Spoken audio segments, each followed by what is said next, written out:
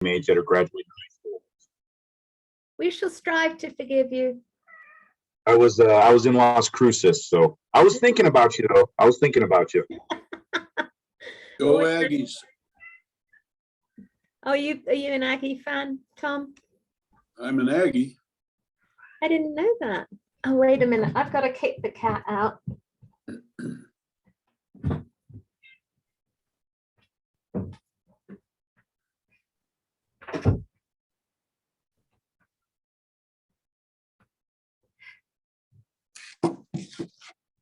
Now, as you probably know, we're going to have a shot next June at, well, this coming June, at trying to do a hybrid meeting. So Edwina and I need to do some stuff in advance, I guess. And Kelly, should we ask Mike to help us, or do you think you can set it up? Yeah, no, we'll get it going. Okay. The thing that worries me about is the acoustics in that room. Oh, Phil is here. Great. So Where do we do this? oh, at the Johnny Tapia Community Center on Mountain and 5th. Well, it's between 5th and 6th on Mountain. Okay. The entrance is actually, I can't remember the name of the street. It's the next street up that has the entrance.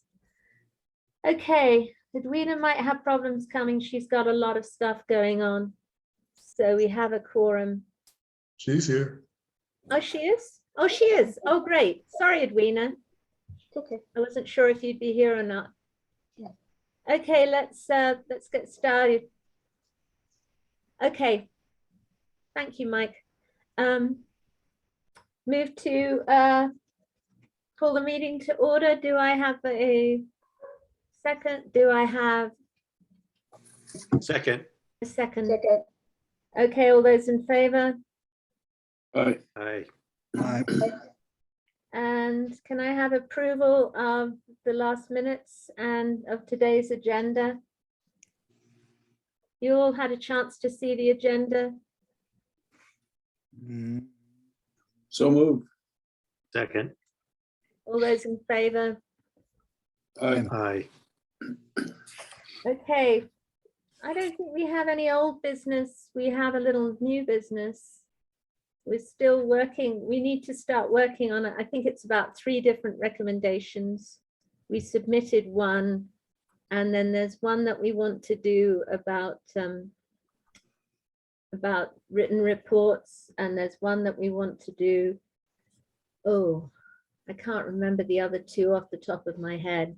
If anybody can think of them, the other recommendations. Oh, the specialty courts. Presenting to the cadets, and then is there one more, or am I making it up in my head? I don't recall one. It surprised me in the least. So that's it for new business, and I see that Sergeant Carter is here, and that Deputy Chief Lowe is here, and of course Chief Medina are here. So we're going to start with talking about the Independence Monitors Report, the IMR. And before we start, I want to congratulate you all on the vast improvement. It's quite a big deal. And you must be feeling pretty good.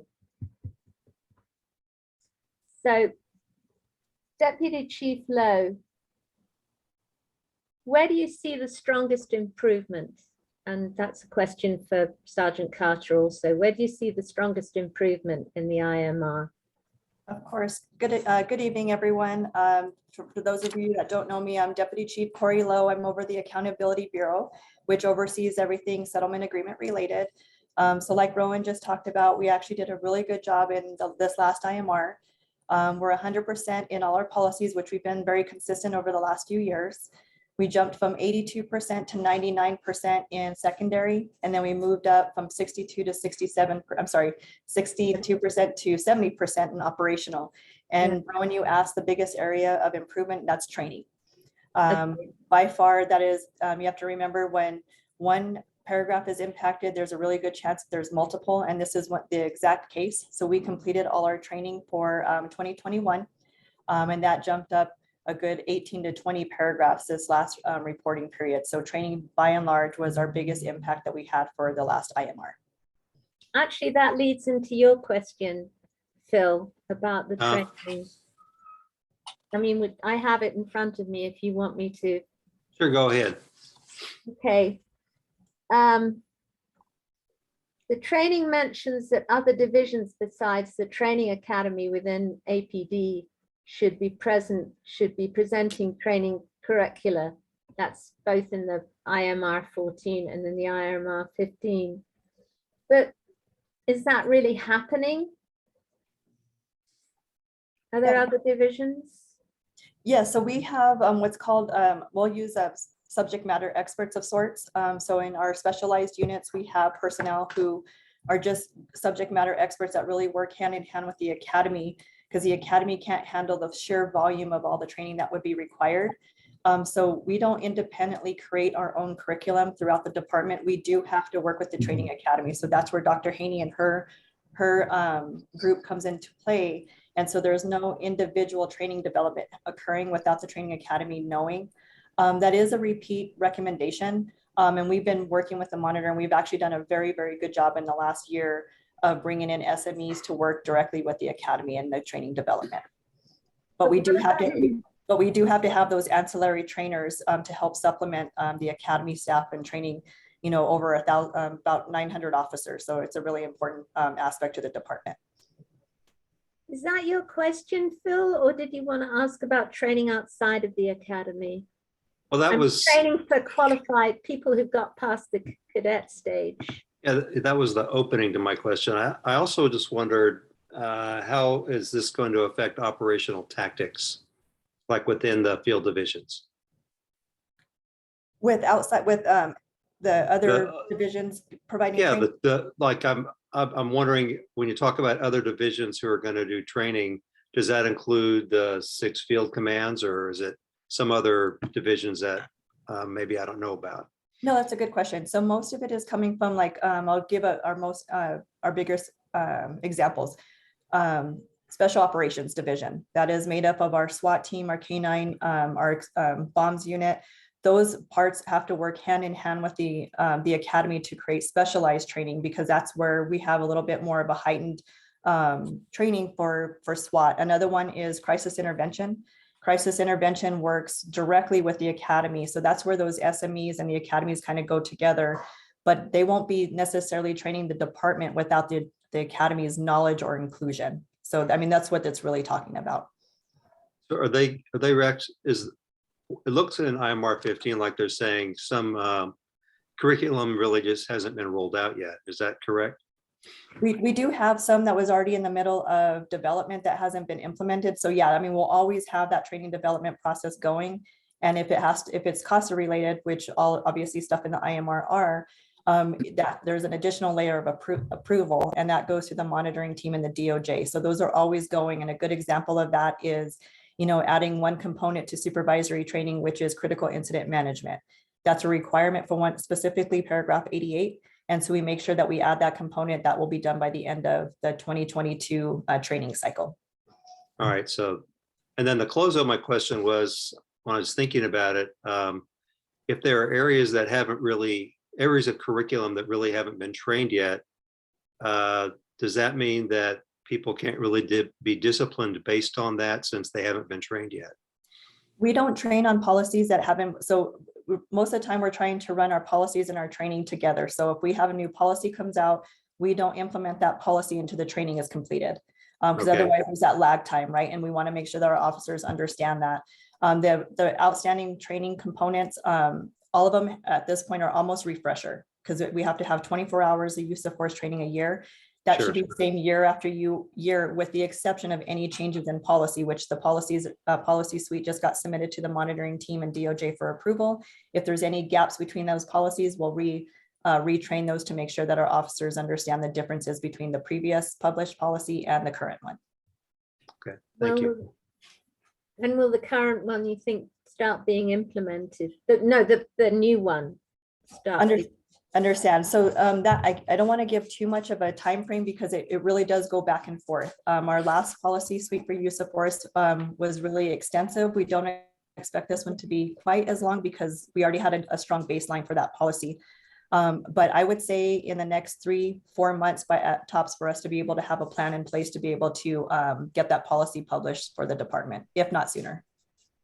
You know, and I think one thing to add on that, Corey, is like some of the things that have changed that we've gotten better at and that we have better communication and we have better understanding with like DOJ and the monitor is like now we completely understand like DOJ checks for the constitutionality of the policy and if it's within the Constitution, and the monitor just checks to see if it's, you know, basically a best practice and what others are doing. So we've really refined that process and refined everybody's roles. So I anticipate that hopefully this could go a little bit faster than typically in the past. Sergeant Carter, thank you so much for being here. And you actually are going to give us the nuts and bolts of the current IMR 15 and what was working, was not. Do you have a PowerPoint that you want to show us, or do you just want to talk through it? Yes, I do have a PowerPoint if you'd like to see it. You can share the screen. Okay, Came all this way. very well. Can you set that up, Kelly?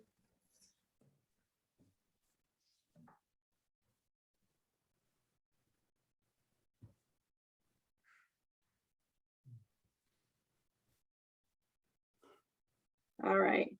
Does everybody have a good view of the PowerPoint? Okay. Thank you. Yes, ma'am. Okay, so I'll be sharing with you a PowerPoint about the department as it relates to its compliance efforts with the CASA, specifically the most recent independent monitoring reports 14 and 15. So the monitoring team, for those of you who may not be familiar, they're comprised of Dr. James Ginger, and the members are Mr. Phil Coyne, Mr. Dan Giaquinto, Dr. Laura Kennard, Mr. Rick Nasilis, Mr. Albert Pryke, Mr. Stephen Rickman, William Toms, and Mr. David Torres. Here are the links related to the documents. So the court approved the settlement agreement, the CASA, and then also IMR 14 and 15. And those are available too if you don't have these links, and I can put them in the chat here in a little bit as well. They're also on the department's website, on the City of Albuquerque's website as well. Okay, so the CASA is broken down into 9 sections: use of force, specialized units, crisis intervention, policies and training, misconduct, complaint intake, investigation and adjudication, staffing, management and supervision, recruitment, selection and promotions, officer assistance and support, and then community engagement and oversight. So the CASA has 344 total paragraphs, 276 which are measurable. And then of those measurable paragraphs, it gets broken down into 3 levels of compliance, being primary, secondary, and operational. So primary compliance means the department has established policies and procedures. Secondary compliance will refer to the training being implemented and either happening within the department after these policies and procedures have been published. Then there's operational compliance, and that just refers to how well the department is doing as it relates to having policies, procedures implemented. So we'll move on to this graph here. And what this graph is going to depict is the department's compliance levels as it relates to the independent monitoring reports, basically from the time they started. So from IMR 1, if you can see that to the left side, and then I'll direct you to the 2 most recent, IMR 14, which was published in November of 2021, and then IMR 15, which came out this month. And so you can see there the numbers that Deputy Chief Lowe was referring to earlier. We had a pretty significant jump, and I'll get into that a little bit more as we go on.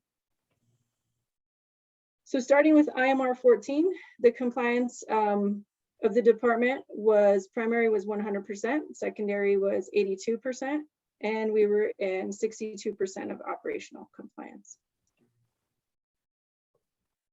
So we're gonna break down, we're gonna analyze the 9 sections. And so for IMR 14, use of force had 91%, there was no change in compliance. And so we had a total number of paragraphs which increased in compliance, that was 6. And then we had 1 paragraph that had a decrease in compliance. Specialized units is doing really well. They're at 100% compliance. They had no change in their paragraphs up or down. And then we move on to crisis intervention. 92% of their paragraphs had no change in compliance. They had 1 increase and 1 decrease. And then moving on to policies and training, they're 100%, no changes in compliance for IMR 14 for policies and training. Could you, Moving on to Ms. sorry, Yes, ma'am. could you tell us which were decreased? Do you have that to hand? Which ones were decreased? In Which each section? which section? In all of them, use of force, what paragraph was decreased in crisis intervention? I and- don't have the specific paragraphs, but I can certainly, if you would put in the chat, if you find a paragraph or a section that you would like to know what specific paragraphs, I can get you that information. Mhm, mhm, okay. That would be good. Okay, thank you. Go on, I'm sorry. Yes, ma'am, no problem.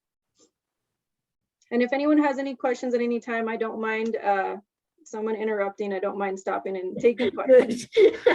It's good to find out after I've interrupted. No Sorry about problem, no problem. I probably should have mentioned that to begin with. Okay, so going back to misconduct, complaint intake, investigation, and adjudication. With those paragraphs, there was 90%, there was no change in compliance. And so they didn't have any increased compliance in any of their paragraphs, and they had a decrease in 4 paragraphs. Staffing, management, and supervision, there was no change. 83% of their paragraphs had no change. There was an increase in compliance for 5 paragraphs, and there was a decrease for 0 paragraphs. Recruitment, selection, and promotion, they're doing really well. They're 100% in compliance. And that's going to be the same for officer assistance and support. The last 2 of the 9 sections, we have community engagement and oversight. They had 95% no change in compliance. They did have an increase in compliance in 1 paragraph and a decrease in compliance in 1 paragraph. They have a total of 36 that didn't have any changes. Implementation, compliance, assessment, and enforcement, they are 100%. The total number of paragraphs, there's been no change in compliance. And so I think that color should have been blue, but it looks like they're 100% decreased compliance. Anybody have any questions for IMR 14? Okay, I'm going to go ahead and move on to IMR 15.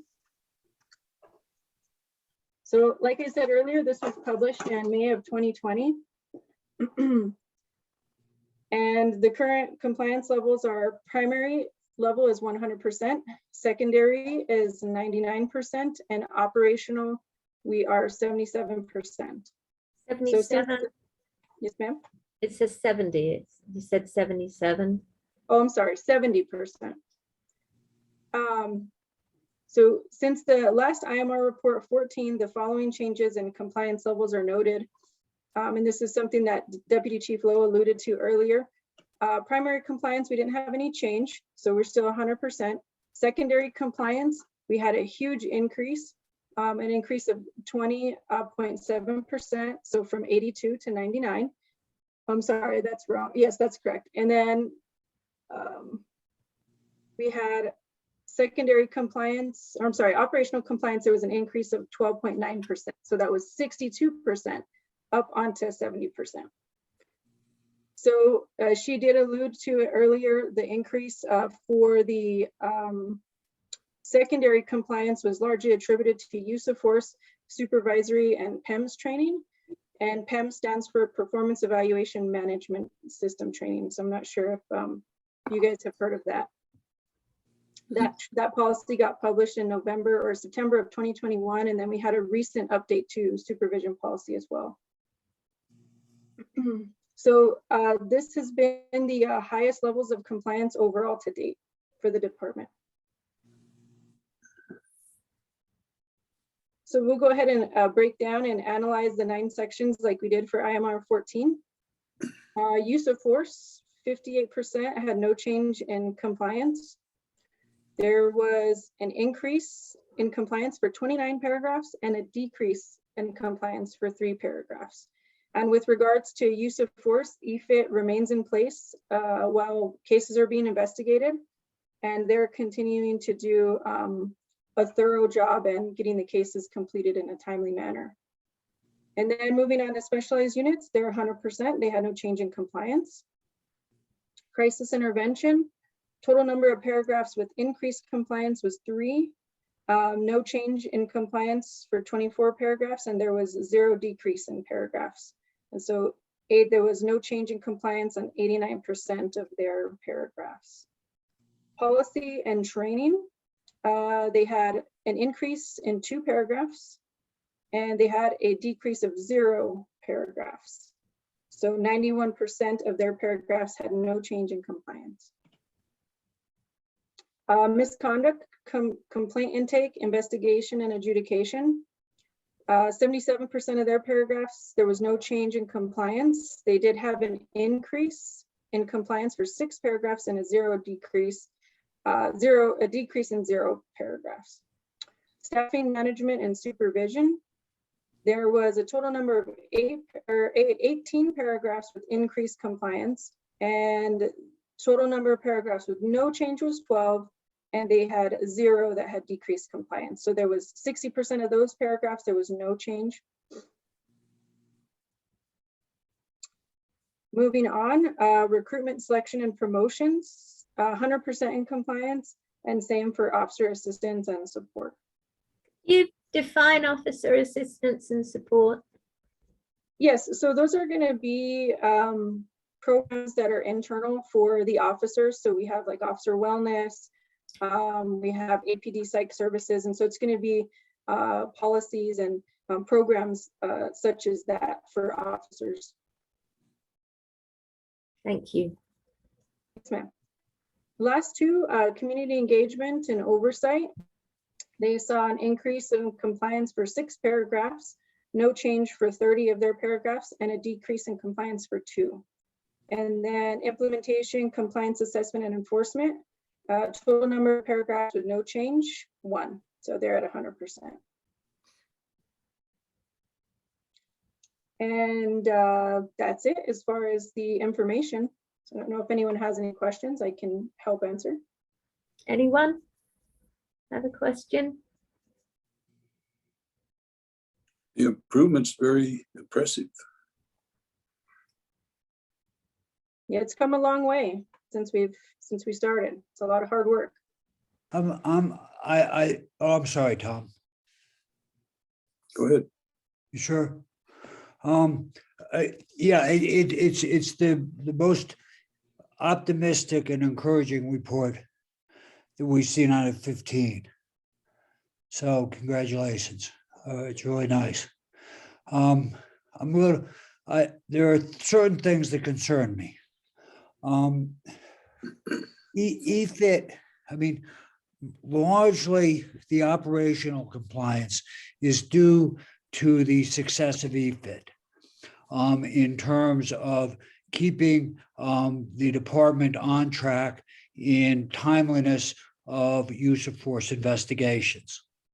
But if you look at the difference between level 1 and level 2 and 3 use of force investigations, you see a big difference, and it's important because level 1, the department is freestanding. The APD is investigating all those in their own resources. Level 2 and 3, we have EFIT.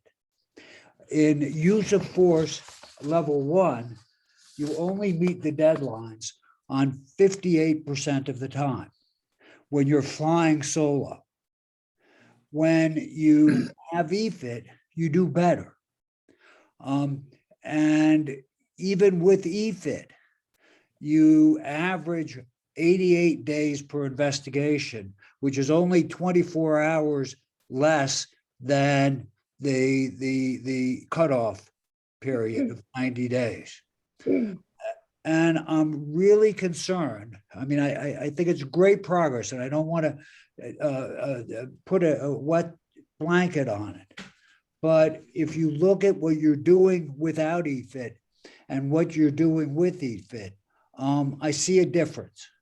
And I'm worried that when EFIT leaves, and EFIT's costing the city a lot of money, and they're not going to be willing to pay for it forever, we're going to see backsliding. What are Corey. you doing as a department to institutionalize those changes that we have seen in this last report, which I compliment the department on? I can handle that. Corey, can you explain that? I think the level ones, I think there's a misinterpretation of the deadlines that are being missed on level ones as opposed to the deadlines on level 2 or 3. Sure. The 90 versus the hours. Yeah, it's 30 days, I think, in level 1, and level 2 and 3 are 90 days. Admittedly, level 1 is less, 60 days less, but they're much simpler investigations. They're petty misdemeanors, as we might say. I can answer that. And I wouldn't say 100% of them are less, because you have to keep in mind, if there's certain parts that are added into, they automatically jump into a level 2, or depending on that, they actually jump up to a level 3. So automatically IFD will have 90 days compared to the 30 days in the field. But there's a couple things that we're doing to kind of remedy that. And just so you know, our level 1s have improved immensely over the last year. Like, just let me just put that out there, that our field supervisors and our area commanders are doing a really, really good job. We're better than we were the last few monitoring periods. One of the things that we are doing is we're conducting a pilot. It should start at the beginning of August, and it's more to create a sustainable process for level 1s. And the idea behind it is we're going to have a unit. It's a level 1 unit. And it's going to be a 2-layer review versus a 3-layer review, which is currently happening in the field. So right now it has to go to a sergeant, lieutenant, and commander. This one here will be the civilian investigator and then a supervisor. So that should really cut down the time that it's required. And in that proposal is also a reduction in the amount of OBRD or on-body recording device or body camera that we have to watch. That takes up a significant time. And you have to remember, our field supervisors are still trying to manage their people, go to certain types of calls, and still do the uses of force reviews. So you have to remember that they have IFD has one road, right? Their job is use of force investigations. Our field commanders and our field lieutenants and sergeants, they have multiple roles in this. And one of them is to be able to supervise their people. So we're hoping in this new pilot, that will help exponentially. It's really kind of to help. And the idea behind it is not only to free up our officers, but it's to free up our supervisors so they can actually go do actual supervision with their people in the field on a more constant basis, which right now they're spending a lot of their time doing administrative functions such as use of force reviews. So I definitely get your concern. We're definitely trying to forward think to where we can improve level 1s like we're doing with 2s and 3s, and then starting to plan for when EFIT does leave, because we will be doing stuff on our own, and we feel confident that we're giving all the tools and we're having the people in place that we can do so. What's the timeline for evaluating that new level 1 plan? Yeah, once it starts, it'll be 3 months. It'll be a minimum of 3 months, and we're starting in 2 area commands. Valley happens to be one of them, and Southeast is the other. So Commander Norris and Commander Langwit have voluntarily told to do this pilot. But I think it will really benefit it, because that's where the most of our level 1s and 2s come from, and we're in close proximity to help them. And I think this is a good plan. However, we still have to create the training, and then we have to deliver that training and then go operational in August is what we're hoping for, just depending on the complexity of the training and if they understand it well enough that we can go forward. But it should go up until November. So about what time frame could we ask you for feedback on how this has gone? Yeah, I mean, really, we're going to do evaluation after 2 weeks after we start it, and then every month after. So I'm looking at, I think September, there's a good time for us to ask how it's going. Okay, thank you. I'll put that in my notes. I have a question from somebody about the shutdown on Albertson on Curzon Central, but that's outside of our command area, but we can still find an answer for you. Does anybody? Yeah, they had a barricaded Gina? subject. They had a barricaded subject that had fled from a stolen motor vehicle that was armed with possibly armed with a gun, barricaded in the bathroom actually at one of the gas stations there. So it's probably just grown into that larger area. Okay, that doesn't make it into a petty misdemeanor. God, I suddenly misdemeanor. That's not a petty misdemeanor. No, that's a quite good felony. That does relate to a question that I have about officer-involved shootings. They're level 3, right? Obviously, or they are higher level. No, Why they're- can't they be picked out and reported on separately instead of being lumped in? All we get is, there are so many happening on level 3. So why don't officer-involved shootings get reported on separately? Is there any reason for that?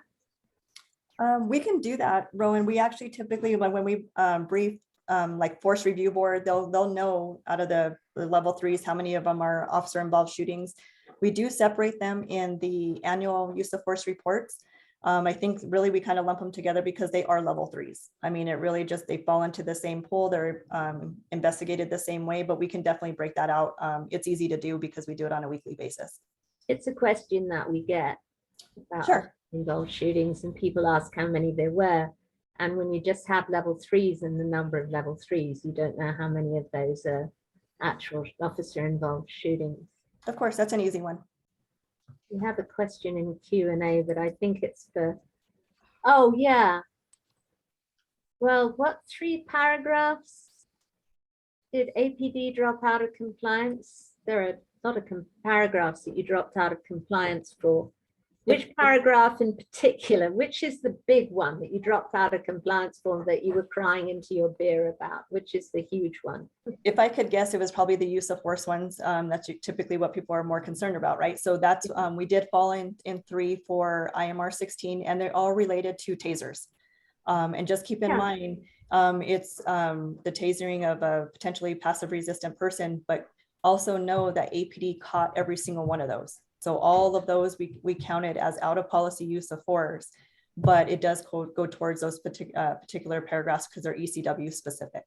Yeah, I read about that in the IMR. I got to about page 150. So I read about all those cases that were mostly taser related in the level 1s. But it was good to see how few officers were out of compliance and were further disciplined by comparison to level 2s. I think I got to level 2s. I hope that answers your question, Mr. Turpin.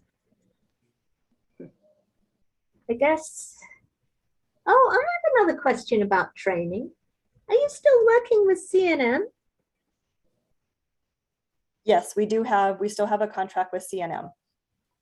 And I believe we just had a graduation in the last week or so. Yeah, Chief is shaking his head. Is it a complementary training or is it the same training? Is it some kind of academic aspect of the training, or what is it that they get at CNM? It's to help supplement because we're trying to run so many people. We're obviously trying to heavily recruit. And so CNM is able to provide a lot of training that is New Mexico DPS required. And that's where a lot of our cadets can go through, and then they would transfer over to the APD side to be able to finish out their remainder that is specific to APD. Because you have to remember there's certain specific training that only APD is able to do, or we do compared to the rest of the state. But we do have that. What is DPS stand The for? Department of Public Safety. So that's where all of our training is housed in Santa Fe. Okay. All of your training is housed in Santa Fe. That's where, so we send all our curriculum. So all of our curriculum is housed, everything gets Okay. approved to them. And so that's where they monitor the mandated hours by the state, New Mexico Department of Public Safety. They require Okay. so many hours of basic training. We have to prove that. And that's where everything physically gets housed. And then we keep our own records here with APD. Has the relationship with CNM been satisfactory? Has it worked well? I can't go too far into because I don't know too much, but from as far as I can tell, everything's been working really well. Chief Medina, have you been happy with the CNM training? You know, of course, I'm going to be happy with it because I helped to design it when I was the deputy I chief. remember, yes. The whole goal was, you know, and I really think it's the future of law enforcement. I think that there's a lot of states, California, Colorado, that allow somebody to go to a higher educational institute and get a certain portion of their training conducted. And this was just the first step in us being able to move in that direction. I hope that someday this could end up being where somebody goes and gets advanced training for 3 years and it counts towards 3/4 of their law enforcement training, and then they come out and they do the practical. And the reason I say that is, like, just right now, an officer may practice 2, 3, 4, 5 police reports in the academy, and use of force investigation, may do 1 or 2 use of force reports. And I'm hoping that by putting them into an educational institution where they could get, their certification over 3 years, they could write hundreds of use of force reports. They could write hundreds of police reports. Like, the whole curriculum could be developed properly where it's just reinforcement and reinforcement time and time again of those principles that are most important to them. So I'm very satisfied with it. I still say it's a first step, and hopefully we could get the state legislature in the state of New Mexico to recognize that the future is creating some kind of program where we could highly train individuals through a good educational institution to meet all the requirements of being an officer, and then just when they come out, do like firearms, driving, defensive tactics, and then roll them into the streets to be law enforcement officers. Because we could really advance, even just think of a whole semester instead of a week of constitutional training, a whole semester of constitutional training with examples and taught by real professors. So I think it's the future, and I hope we could get there someday. I know Mr. Winterbottom has a question, but really quickly before he asks it, they get all their writing reports training at CNM. They get the introduction to it at CNM, and then of course they'll do a little bit more with us. But some of the compliments I've heard from CNM is like they really took it to next level. Some of their training, they had scenarios. Like, one of the early scenarios I really liked is they had to go do consensual contact with individuals and get information and interview them. And they just put them out on campus, and they just contacted kids on campus that were part of the program, and they just spoke to them and generated conversations. They even started practicing, like, before COVID, they were doing like their version of coffee with cops in the cafe with students and the cadets in the morning. So there's a lot of different things that I think they brought upon it to help them develop that program that I really support. Okay, Dick, it looks like you have 2 questions. The first one about the superintendent position. Yeah, I mean, my question is, what's happening to the superintendent of police reform position? It's been open since December, and we knew in August that the former superintendent was going to resign, and we didn't start looking for one until December. I think it's April, you announced a hiree, and it was retracted maybe 10 days later. And I think it's still vacant. What's the story? Yeah, the mayor's office is still looking for the right person. I mean, I feel comfortable. I think Deputy Chief Garcia has proven himself. Deputy Chief Garcia does a great job over there in the position. The officers like Deputy Chief Garcia, not because he's easy on discipline or because he lets people get away with things. He likes them because he thoroughly reviews cases. He puts the time and effort into it. So, we have Eric there temporarily, and the mayor's office is looking for a superintendent of reform. They thought they had found somebody, and then they realized that, they weren't all on the same page. And we have something that's working, and we want to keep moving in that direction. So that person, they probably would have been good, but they had kind of a little different vision of the direction we were going. So the mayor's office, I know they told me that they were speaking to a couple other applicants who had been in the process, and they're looking to see who they could find to fill that position. Is the union sitting at the table quote, sitting at the table or on the mayor's shoulder, making that decision? No, the union don't make decisions on who we hire. Well, people might differ with you, chief. How's that? Who is the union? If they could give us one name of who the union wanted that we brought on. I'm sorry? I mean, I don't think there's anybody that anybody could ever point at and say that's the person the union wanted and their union got that person because it was their choice. Well, the union is never satisfied. We know that. But there were rumors that the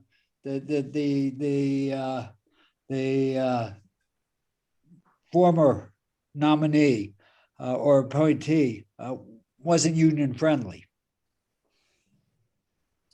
You know, there's accusations about everybody. The union, I personally spoke to Sean and Sean said he wasn't going to fight it, that it just wasn't it wasn't worth the battle for him. So Sean didn't seem to have any problems with, like I said, the issue seemed to come down to a different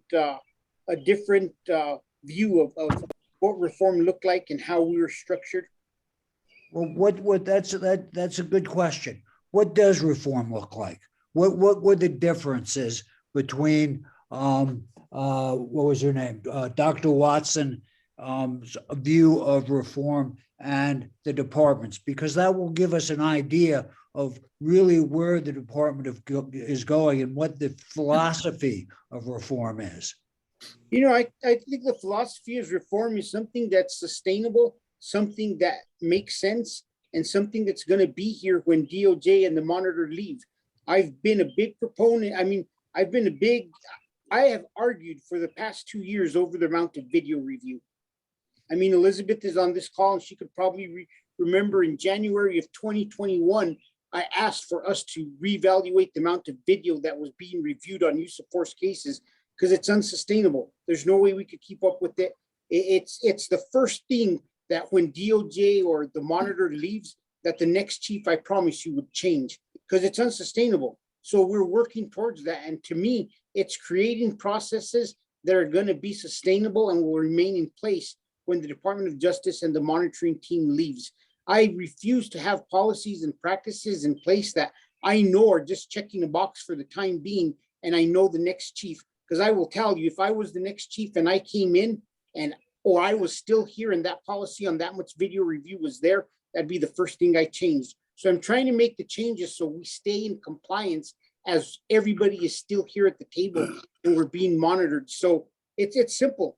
Reforming the department is about making sure our officers are constitutionally policing, making sure that making sure that our policies are sustainable, they make sense, and making sure that we have policies that are trainable and that our officers understand and that truly help us do our job, protect people's rights. But at the same time, I don't lose an hour officer for 5 hours while they were involved in a forced handcuffing incident and citizens continue to wait hour upon hour for a burglary call that they need an officer to take. Well, hasn't EFIT streamlined that process and released officers at the scene that they don't need? EFIT is starting to streamline some of those processes, but some of those processes, when you say you don't need officers at a scene, that's very difficult. And it's not like these officers can just go back into service. Somebody has to go there, start that investigation, and they got to interview everybody to figure out who still needs to remain at the scene. The officers do not make the decision, I'm staying or I'm going. They're there until they're released from the scene. That takes a period of time. So that's why we're hoping that we could change some of these processes and we could have a more sustainable process. Is that something that's written into COVID or written into policy? COVID. COVID, CASA. Written into CASA or written into policy? It's not. It's written into our policy. And it's written into our policy and it's a practice that we've been doing. And it's something that we've done. It's not, and Corey, you could correct me if I'm wrong, but it's not written exactly that we will review video from the beginning of the video starting when the officer's en route to the scene till the person's dropped off at the jail. But I think that that's where that's where some of the disagreements have come of what is the proper amount of video that we need to review is. Okay, I'm going to pull us back into the superintendent position because Phil has a question about that. So, Right, that, since Dick brought it up, I was just wondering, when is the superintendent of reform position going to be written into the chain of command in the CASA? Because right now, everything goes through the chief. As You written. know, and I think they're working on that as they develop new policies and they find places. You know, obviously updating every single policy is a task, and it's something that Yeah. just can't be done overnight. So as they're going through the review of policies and procedures, they're writing in the updates that they need to write in. By they, you mean the IMR or? No, Corey has a group of people who help develop some of our SOPs and policies, and they Okay. automatically come up for review. So as they're finding places that there needs to be changes, they'll work on that. Okay, thank you. I'm waiting for a question to be typed into the chat from Mr. Baron Jones. And Dick, you had some questions about the two areas of the CASA that need APD's most urgent attention. And Barry's question is on the question and answer. Oh, it is? Yeah. Okay.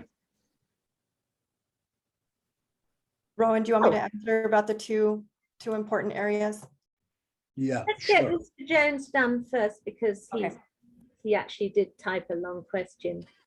He says, it seems like the department did pretty good when it comes to internal affairs force division investigations of use of force investigations because of the guidance of the external force investigations. What is the department doing to sustain the progress once the EFIT team leaves?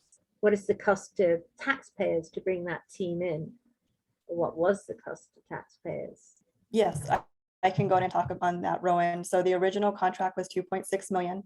It did get extended. So we're looking, when you look at between that and the backlog, we're looking about a $7 million investment into APD. But a big portion of that is the extension, keeping EFIT beyond May of this year.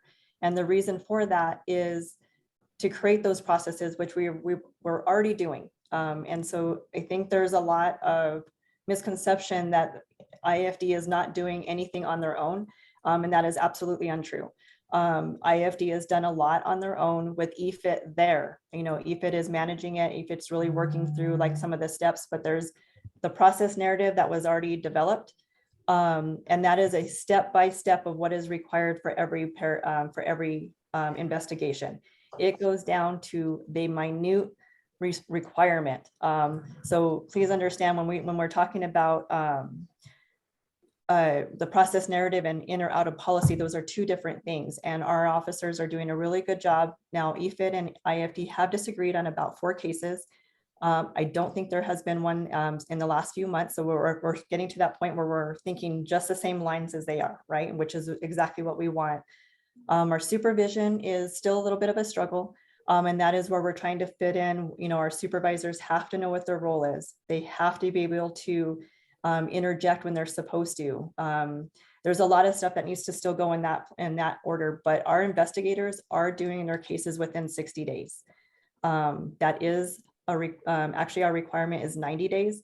It's only the stipulated order that adds 60. So that's just to kind of put in some cushion. So we made sure that we were able to develop some processes internally. So like Chief was saying, that is one portion for our sustainability. One of the areas that we're doing very well in, which quite honestly, I wasn't expecting it to do as well at the very front, is interviews of personnel, whether it's officers or witnesses. We're actually doing a really good job. We have 9 people and another 2 that are about to go in to the transition phase. So what we're missing is like smaller parts and we just have to put it together. That's not as easy as everyone thinks.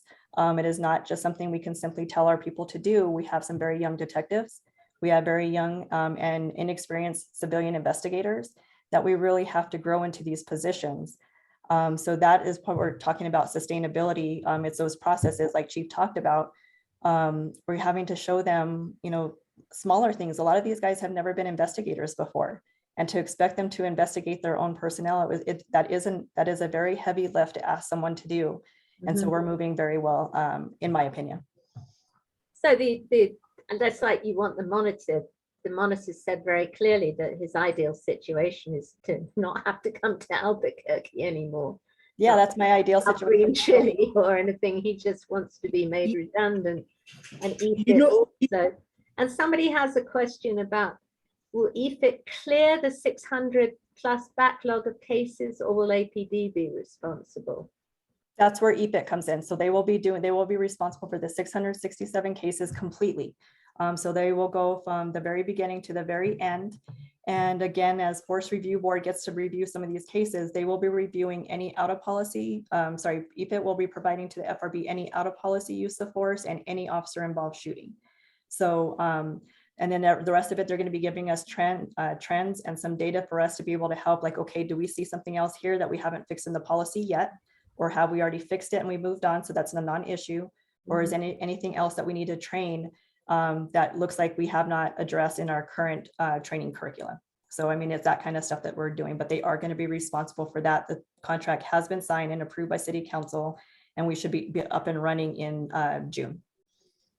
The other thing is, and I think this is the other part of Mr. Barron's question, is, are you working, if you're working towards a time when you won't need EFIT anymore, are you always conscious of that you're going to have to work without that support at some point, and to work toward that? Not that you don't love the EFIT people or anything like that, but you really need to get to a point where you just plain don't need them, which is they're helping you with helping you fulfill that section of the CASA, I assume. Yeah, absolutely. I mean, we're definitely planning for doing stuff on our own. I can tell you right now, there's paragraphs where in operational compliance, we just don't have the data to show it. And that is where, someone asked me what the top two were: data and sustainability. Data is our number one. Because there's stuff in there, and I'm just going to use, and I'm sorry, because most people get bored with this, but I'm going to use one paragraph specifically. It's paragraph 44. It requires our officers to do three things: to get medical attention when someone needs it, to call out their mileage when they transport someone, and to take the most direct route. We do all of those. So our job is to try to be able to extract so much data, but you have to remember that data is actually in the investigations themselves, not easily extractable. Once we get that done, and so we're starting to come up with plans now that we have the Director of Data Analytics, Peter Valère, on board, trying to extract that data so we can show that we're in compliance, because I guarantee you there's a number of paragraphs that we've done on our own that we've been able to prove, but we just need to be able to give that to the monitor so we can get that credit. So we are working on that by and large, and everyone is very well aware that EFIT is going to go and what we need to do when they leave. So EFIT has been extended through the next fiscal year, right? That's correct. Yeah. Beyond that, or just the next fiscal Their year? actual deadline is May of 2024, although they don't expect to stay that long either. They're planning on wrapping up with EFIT 1, and then so they're putting the remainder of their people on EFIT 2, which is the backlog team. Okay.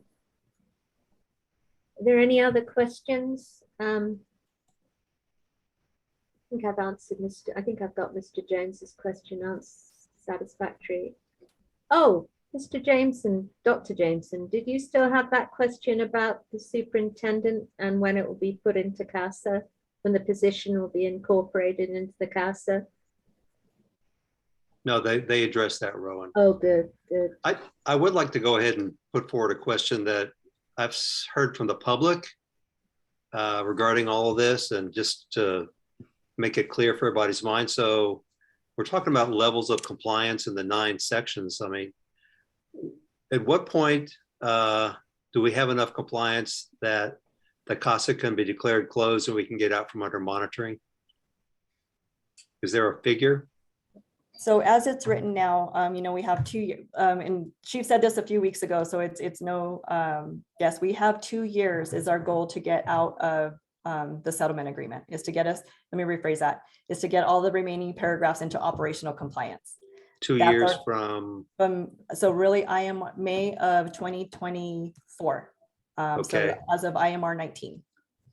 and is that 95% compliance, is that the figure, or is there some other figure? Yeah, you have to be 95% compliant in the paragraphs, and then that's what's considered compliant, and then you can go into operational. And so we're hoping to get all of our paragraphs that are remaining, which are 82, into operational compliance by IMR 19, which is May of 2024. But just keep in mind, the reporting period for that specific time actually ends January 31st of 2024. So we have a lot of work ahead of us in the meantime. And then correct me if I'm wrong, after Yeah. everything's in compliance, there's another 2 years that the Yes. DOJ sticks around to make sure that. we're Yes, it doing basically everything starts the clock of compliance, of saying, okay, now they're good at. Now, just keep in mind, I think I mentioned this before, but we're going to do the motion for suspended compliance, which means, which we're requesting 61 paragraphs to be basically not removed out of the CASA, but for us to be able to self-assess. And that's for my group. That's Kara and her group, is to basically take the place of the monitor and show that we can remain in compliance while they're still here. And so you can see the benefit of doing that while they're here, so they can kind of oversee us and make sure that we're doing everything right and that we don't have any missteps. But we have some paragraphs that have been in operational compliance for a very long time that I feel very confident that we can do our own self-assessment and improve compliance. And Sergeant Is this- Carter, I'm sorry, I'm just saying that you're in the Oversight and Compliance Division. Yes, I'm in the Accountability Bureau. So within my bureau, just so everyone knows, we have, like Chief said, we have the policy unit. We're going to have the level 1 unit. We have the force review board unit. Then we have a couple of other units, but performance metrics unit, which is basically our auditing group. Right. That's the group that we're hoping that will take place of Dr. Ginger and his group, and be able to monitor and evaluate us on a regular basis and show that we're remaining in compliance. So I guess I have a question about the Compliance and Oversight Division. That comes directly under you. Yes. Okay, so Sergeant Carter, what do you see yourself doing in that division? What is your role? So right now I'm the sergeant for the Force Review Board unit. Okay, so do And you so want- hopefully we're working towards paragraph 78 and 99. Okay. Thank you. Yes, ma'am. Okay, that's all. Any other questions? Yeah, Oh, Rowan, sorry, Dick, I didn't see your hand. Go ahead. Deputy Chief Lowe, I'm a little confused. When the monitor presumably, hopefully, in May of 2024, finds you in substantial compliance, or not, I'm sorry, not 95% compliance, and you go to, then the second phase kicks in, where you have 2 years. Are you self-monitored, or does the independent monitor still stick around and give semi-annual or more reports? So I'm going to go ahead and read something off of, since Elizabeth Martinez was nice enough to put in the CASA paragraph. So 342 is what drives this whole thing, like really kind of just drives this whole conversation, is talking about is the 2 years. Full and effective compliance is defined, requires sustained compliance with all materials within the agreement. So that's basically saying that we're going to do our own, and then we're going to be able to, like I said, self-assess and be able to prove. So we're going to provide those compliance levels, and they're going to, be able to look at us and go, okay, yes, you guys are there. You guys haven't slipped anything major. And we're basically going to be telling our story for the courts. I mean, that's really kind of what I envision, is I want to be telling the courts and the community what we've done ourselves, and calling out anything that we have done, not so great as well. And just being able to highlight all the data that supports our this process along the way. Okay, but then I'm sorry, but then what happens once you've done that, and the court says, okay, you've got 95%, then that 2-year period kicks in. But tell me, who monitors you during that 2-year period? That's where DOJ's are, and we're going to be doing our own monitoring. And then once we're done and we continue, because that's where Dr. Ginger, like his part, he no longer has to do the active, 2 times a year writing a report. That's why we're kind of there. And then we can ask for the case to be dismissed. So during that 2-year period, Ginger says, okay, congratulations, you satisfied the 95% compliance, even if it's only in the last day of the special monitoring period, you've done it. Your 2-year period kicks in. Then it's between you and DOJ, and the monitor is dismissed. You know, I don't want to answer too much on that because now we're getting into the legal aspect of things, so I don't want to misspeak. But I can tell you, we have the 2-year period. I won't speak too much into that. And then once that's done, we can ask for the removal of the case. I just don't want to misspeak, Mr. Winterbottom. I don't want to give the wrong impression and misspeak. Perfectly fair. I mean, my worry, my worry is, I love EFIT, and I think EFIT's the greatest thing that happened to CASA. But if on May 30th of 2024, EFIT's there and you're in compliance, and then EFIT disappears, we've got a new world. And I want somebody to be able to an independent somebody to tell me that the department is absent EFIT running, internal affairs like it should be run. And that's why we're hoping. So EFIT, even though their contract goes to May of 2024, they envision, and this is EFIT, that they'll be done way before that so they can put their next resources to the backlog. But that's the point in time when we'll really be able to see how well APD does on their own compliance by themselves. And I'm confident, like, we have a lot of paragraphs and the requirements that are in there. I'm like, it's our data and that we can provide it. Now, there are a couple, don't get me wrong. So I do agree with you. There are a couple in there that we're just like, we're really going to have to focus on. That is really that complete and thorough of our investigations. And I get everyone's, how they feel and their hesitation on it, but we won't know until we try it. Like, that's just a fact. Like, we won't know until all the processes that we put in place, we will not know unless we were on our own. I'm with you, but it's a fragile. Absolutely. I got when I read the 15th report, I said, it's great, but it's fragile. And Absolutely. It's like, the egg is still thin shelled.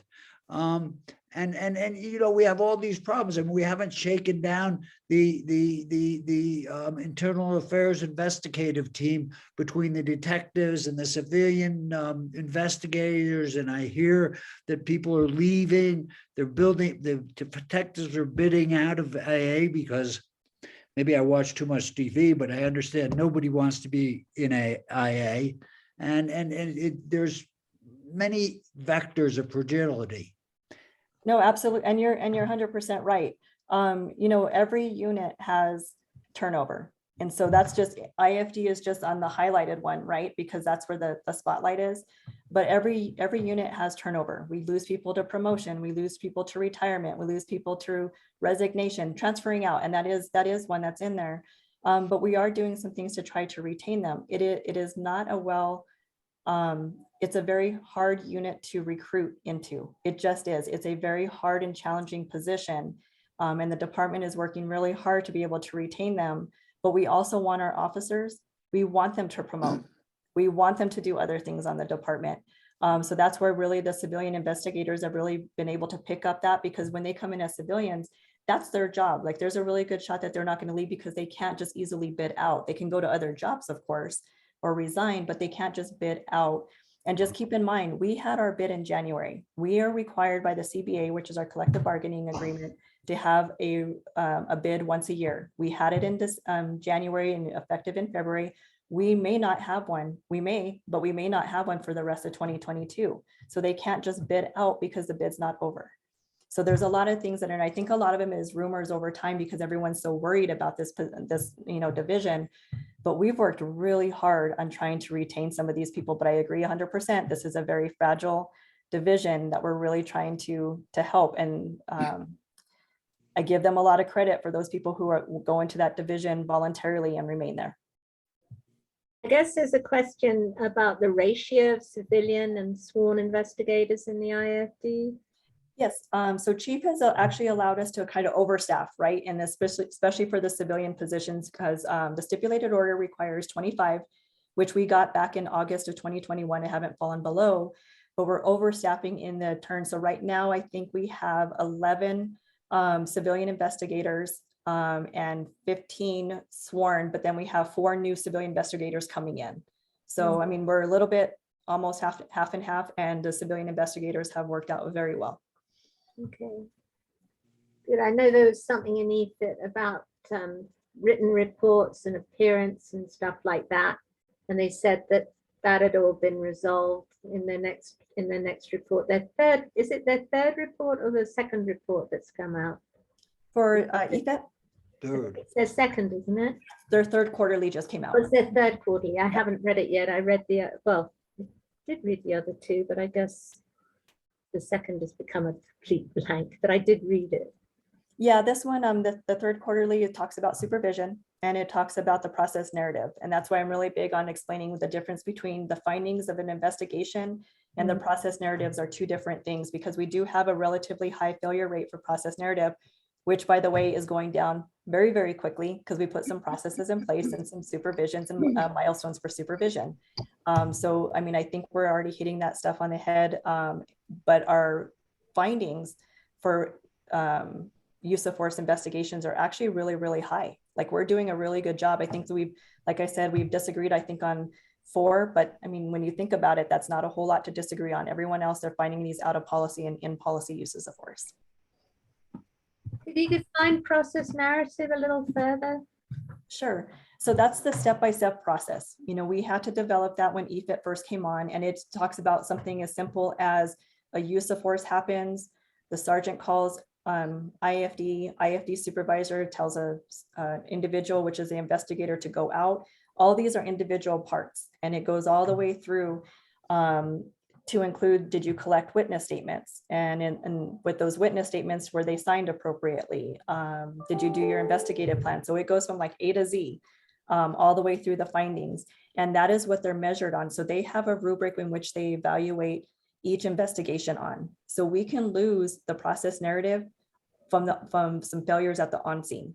So if we didn't get our witness statements right, you're right off the bat, you're failing something of that process narrative.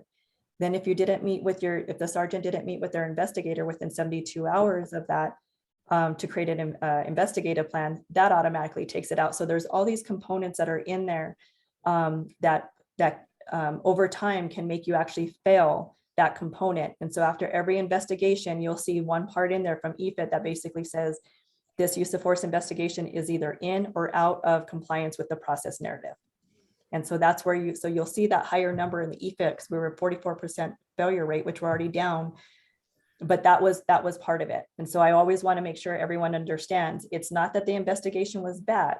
It's that we're missing certain components of the investigation in that process that, you know, and all the details matter. So please don't misunderstand. All the details do matter, but they're not getting their findings wrong. And I think that's the important part to also remember in this process. Does that help, Rowan? I don't want to go into too much detail. Definitely. I just wanted to know the difference. It sounds like a very torturous and involved process, but was it hard to train the civilian in that process, or did they do well? You know, the civilians, you got to remember, like they never really knew, they don't know policing to begin with, and they never knew what the investigations looked like prior. So it's almost like seeing a brand new, so they're learning for the first time. So it's not actually hard on them. It was actually harder on the sworn, because especially the ones that were already there, because they were already used to the way they did business. And then you added all this, and no one really realized how many steps went into investigation until you put it on a document. And it is extremely long and it is extremely detailed. And I think that was the harder component, is to actually get our sworn people trained on that. Any other questions for DC Lowe? Or for Sergeant Carter? Thank you so much for the PowerPoint presentation, Sergeant Carter. Thank you a lot. And thank you, DC Lowe, as always. You're welcome. You're the woman. Of course. Thank you. I appreciate it. Thank And you. Chief Medina, you came to talk about the state of APD, the developments, the improvements, the wondrous things. Corey covered it all. Oh, come now.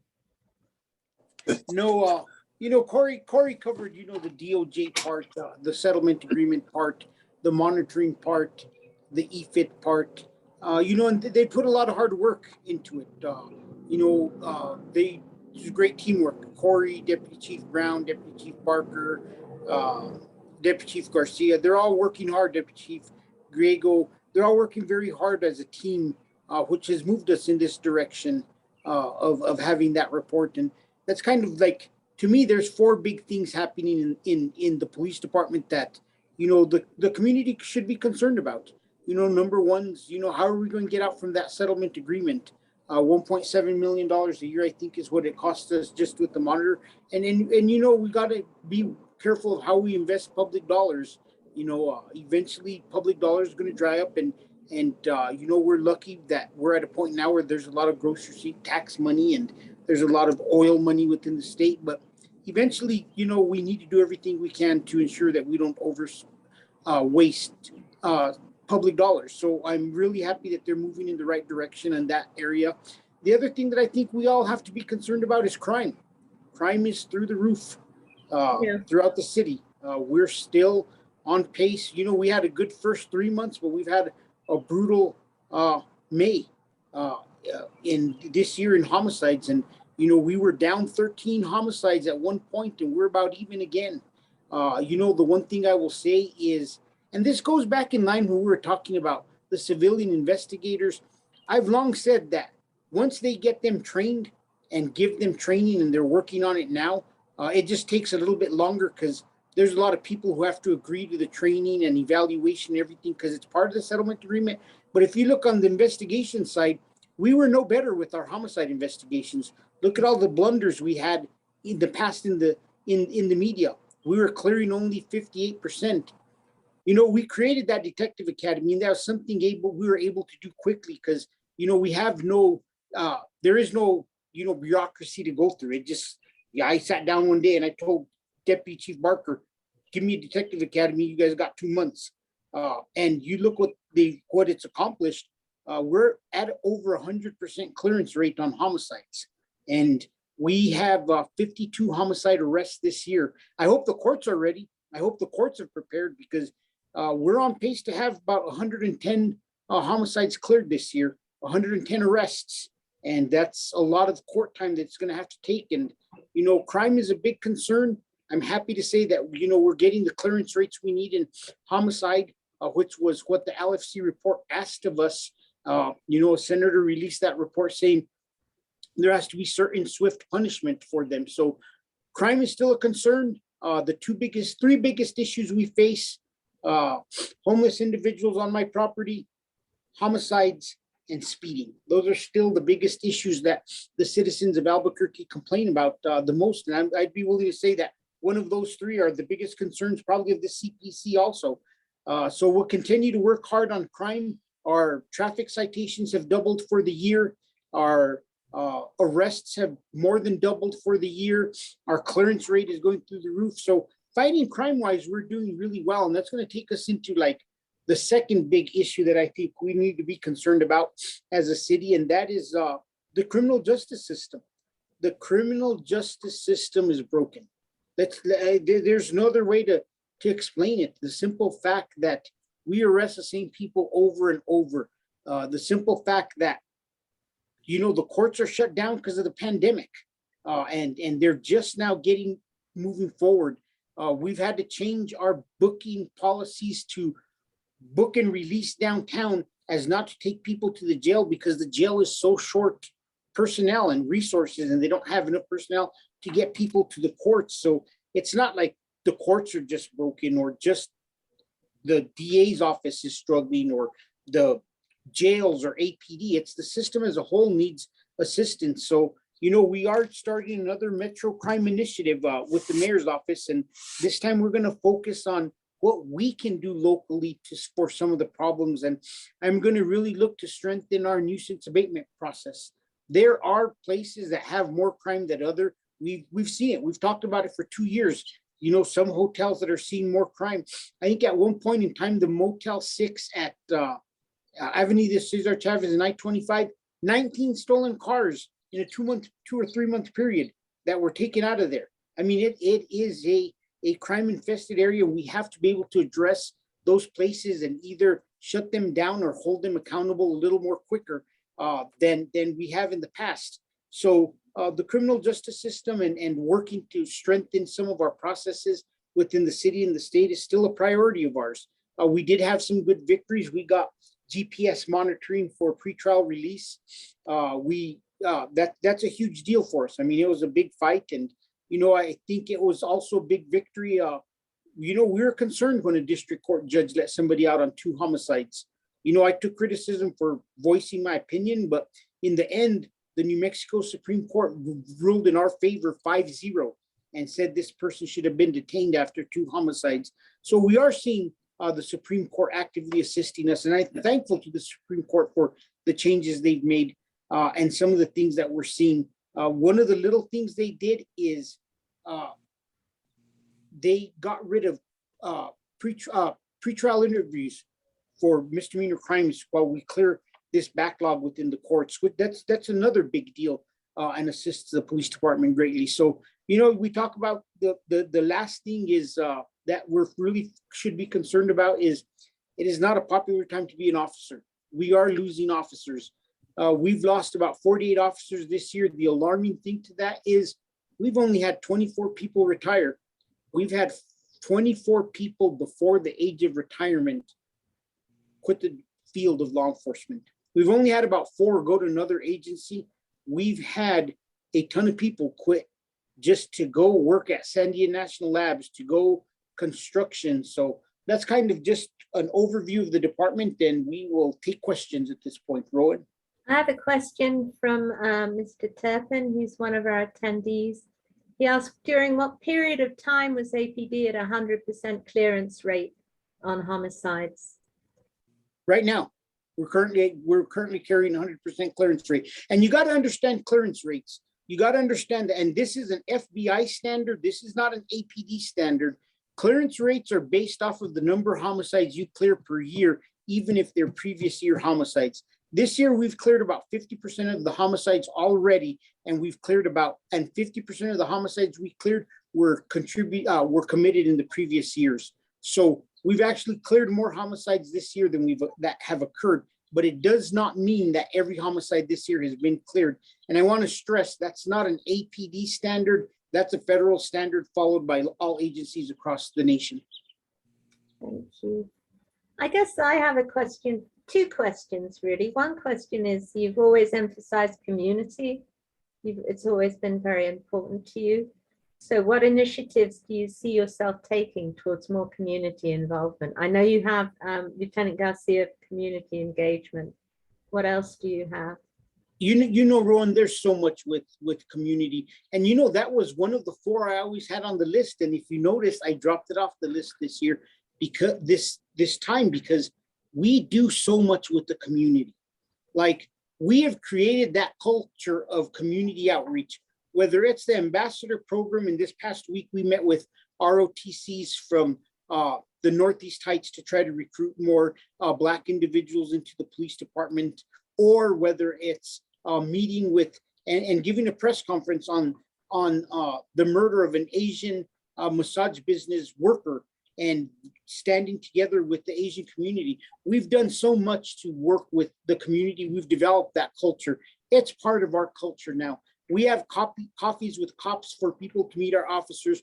We have cop on the corner briefings for the public to go to and talk to our officers.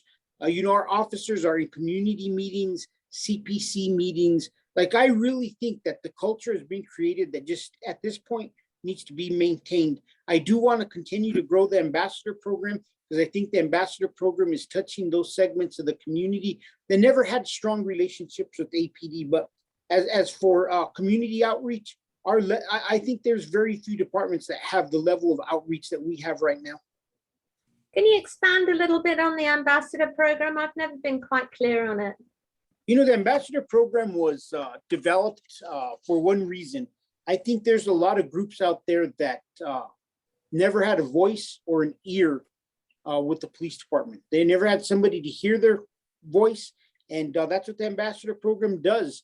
When I became chief of police, I had been working on the ambassador program as a deputy chief, and I implemented it. And the best examples I could use is, we have officers that are assigned to specific groups based on race, religion, orientation, all kinds of other factors. We even have some assigned to individuals with disabilities. So we assign liaison officers to work with these groups and to go to as many meetings as they can. For example, when a lot of the Asian hate was occurring last year, when they reached out to the Asian community, we had already met with them. And it was very beneficial when the media reached out that they said, yeah, we've already talked to the chief and we have a plan. The same thing now that, we had this homicide of this Asian massage business employee. As soon as we solved the case, I called some of the individuals in the community and were able to sit down, and they were at the press conference with us.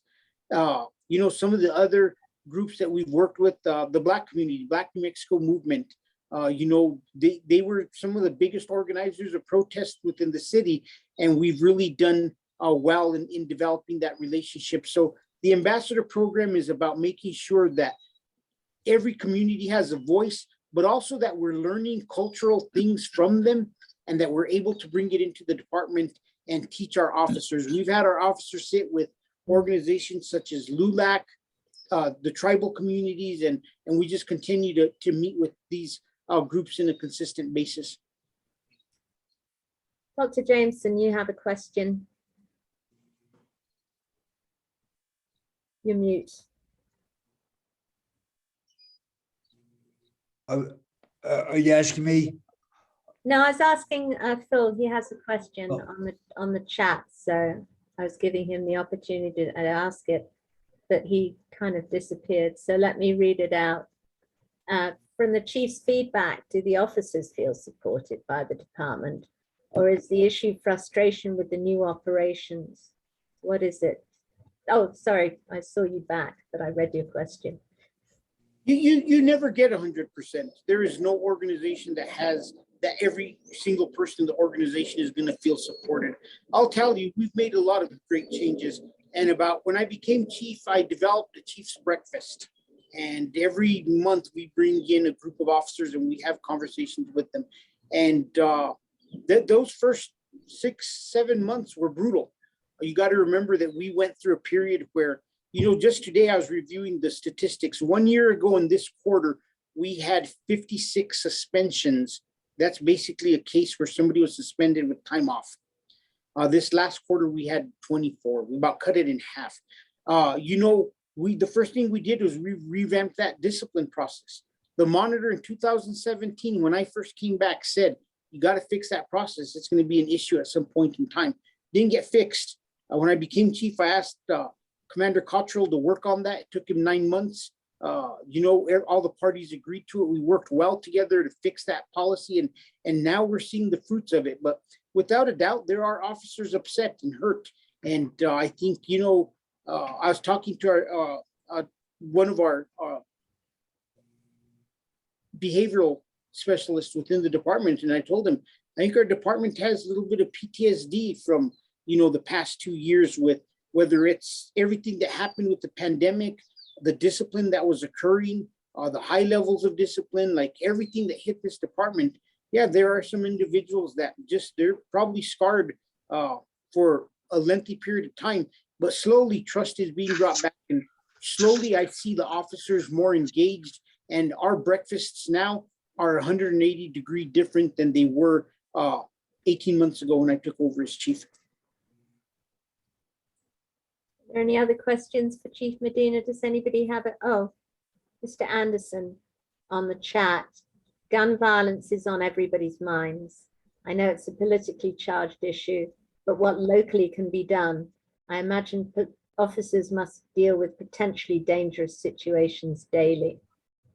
There's two things I'm going to say to gun violence is I think we'll have an extremely high number of officer-involved shootings this year because of the amount of firearms and the way people are behaving in the community. And we're not the only community facing that. Most agencies are seeing that increase. If you look in the metro area, we've had so many shots fired or officers assaulted that it's difficult, and their officers are concerned for their safety. The other thing with gun violence is I don't see homicides slowing down. I'm not going to sit here and lie to everybody and say, hey, we're arresting all these people. We have a lot of homicides, more than ever that I remember, involving mental illness in a single year. Just 2 days ago, we arrested an individual for murdering his dad and trying to bury his dad in the backyard. You know, we had an individual at Tramway in Montgomery that was shooting people out of his bathroom window and killed a poor lady just driving home. Like, there are some big societal issues that we're having to contend with. And I don't think we fully know what the psychological aspects of what the pandemic did to society, but we're not the only city. Every city has broken their record for homicides, every major city in the past 2 years. The one that hadn't was Long Beach, California, and they already equaled last year's number of homicides at this point of this year. It just, we're all seeing that increase, and it's disappointing, but you know, we do need some common sense gun legislation.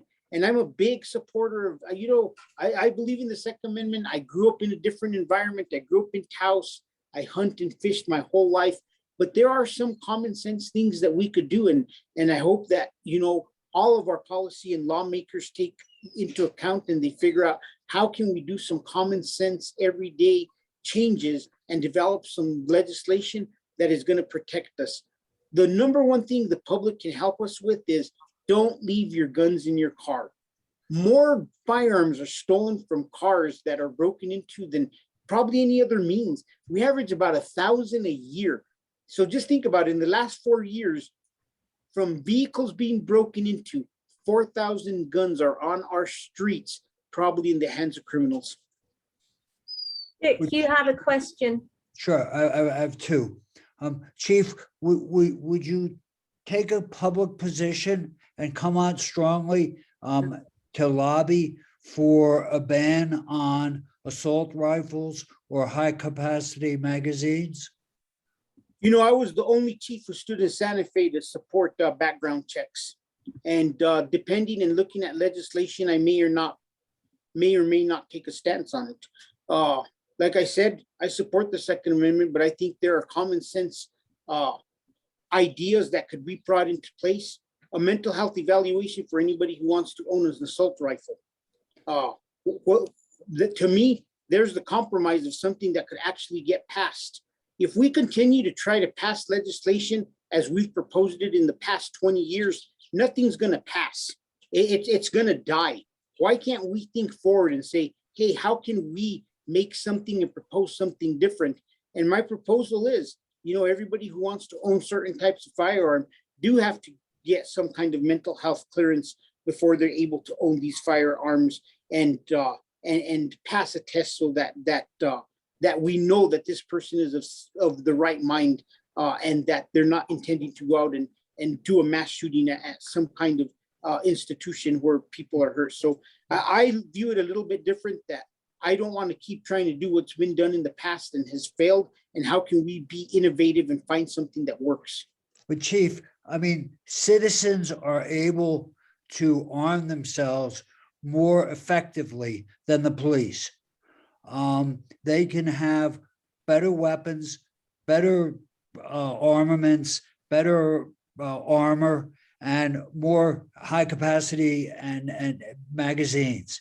And for just the simple fact of police safety, not the safety of the public, but the safety of your officers, it's important to come out to ban assault rifles and ban high capacity magazines. I'm not going to have this argument with you here in this venue. It's not an argument, Chief, please, it's a discussion. It's a discussion, but like I said, I stated my stance is the fact that, you know, there's a lot of things that could be done to curb gun violence. Hey, how about we try keeping the right people in jail? Yeah. You know, everybody's always very, very ready to go to one extreme. I've said it over and over. Draw the line in the sand. Every time somebody shoplifts at Home Depot and pulls out a firearm on the poor clerk on the way out the door, how about we try to keep that person in jail as a first step? Like I said, we've tried to do this for 20 years. And if we try to do the same things over and over, we're not going to pass them. We got to be innovative, and we got to think, how are we going to make society safe and not rely on something passing that has never passed? When it comes to assault rifles, I'm thinking your idea about the behavioral health assessment, might be part of a package. Why does a person want to buy an assault rifle? What is their need for that? What is the reasoning for that beyond a mental health evaluation? Because I think people can pass those evaluation today and in a month or two not be in a good place. So what is the reasoning behind buying assault rifles for them to have to substantiate it? Do you own any firearms? Veterans? Yes. No, do you own any firearms? Oh, do I? In our household? Yes. You know, and I think it's an individual choice. And I think that's where it comes down to is individuals have the choice. I'm a very avid gun owner. I'm a very avid, responsible gun owner. Every one of my guns is in the safe. I probably have about, you know, a very large amount of guns, you know, but I don't feel like, for me, it's a hobby. I enjoy going. I enjoy going to the range. I enjoy shooting. It is something that I personally like. Some people like golf. I have no feeling to ever play a game of golf. I've never played golf in my whole life. And I think that's where if we get stuck in this process of thinking of, we're going to eliminate something that people believe in and enjoy, and is their form of entertainment. If we focus on that, we're stuck in the same place we've been stuck forever, and we're not going to make any movement. I think we really got to, like I said, we got to be innovative and think, because everybody has different opinions. Everybody some people like one aspect, some like other aspects. And I think it's important that we got to still kind of maintain what others are feeling and what they're going to, how they feel they're being impacted. So like I said, it's a difficult conversation. We could be here for hours upon hours discussing this back and forth. Even within my own family, it's divided. But at the end of the day, like I said, I hope we could think outside the box and find ways and solutions to help curb this violence and not just stick in the same path that we have in the past.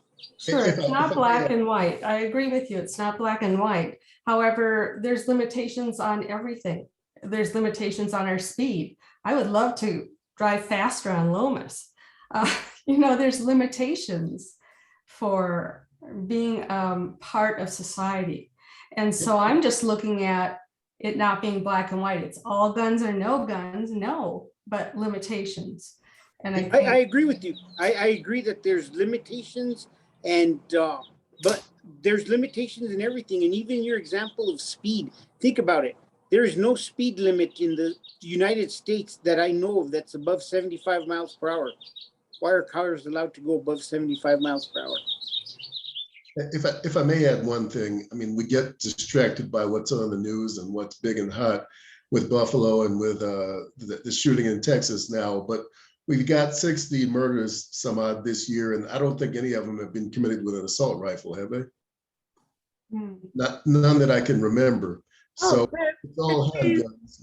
The one just down in Texas, he had. Yeah, but I mean, in Albuquerque this year. Oh no. That doesn't mean it won't happen though, Kelly. Yeah, but we have a problem that even if that were to go away tomorrow, it's not going to change anything locally, because most people are killed with handguns, and some are illegal and some are legal. But you know, the assault weapons get all the press coverage, but it really only happens a couple of times a year on CNN. Most people don't know what an assault rifle is. There are different definitions, but an assault rifle is very difficult to obtain. An actual assault rifle that you can put on continuous fire. Right. You can't go to the gun store and buy that. There are assault style rifles. They look like an assault rifle, but they're semi-automatics. I have a semi-automatic rifle. If the stock were different, it would look like an assault rifle. But you got to pull the trigger each time for one shot. That's not an assault rifle. It just looks like it. So banning what? Banning a rifle that looks like an assault rifle? That won't do any good. I just Very want to excited. apologize, Chief Medina, for laughing when you said how many guns you have, because I am so completely the opposite of you. I never saw a gun till I came to this country. Actually, I saw one gun, but it was criminals holding it, so whole different thing. But I haven't touched a gun. I've never had anything to do with guns. And my late husband wanted to put a gun in the house. And I said, fine, just don't tell me where it is. And he was like, what's the point then? You know, Rowan, and people are like, there's a lot of things to be concerned about. I mean, you know, somebody just posted about a handgun. I just got back from Washington, D.C. Somebody with a 3D printer can turn a Glock handgun into a fully automatic handgun in an hour and a half with the right creation of this 3D printer, $180 3D printer. I mean, and that is problematic. And that's what I fear more is individuals who modify firearms to become fully auto, or people who modify anything that shouldn't be modified. And that's why I think, like, I mean, you even see it on this conversation here. Like, it really is a divided conversation. We got to find compromise and get to a point where we make a change that helps us, but we're able to get it done. Okay, with that note, we need to get on to our command area concerns and issues. So Chief Medina, thank you so much for giving us so much of your time. No, thank you, Rowan, for having me here. And if anybody has any questions, you guys should have my contact info, hmedina@cabq.gov. Thank you so much.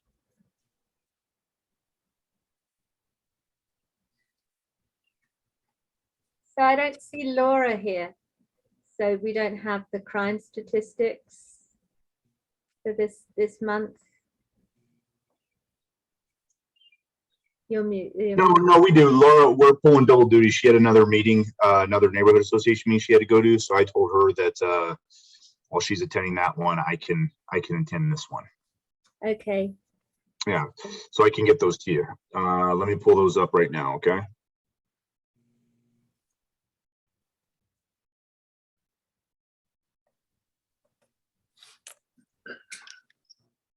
Give me 1 second.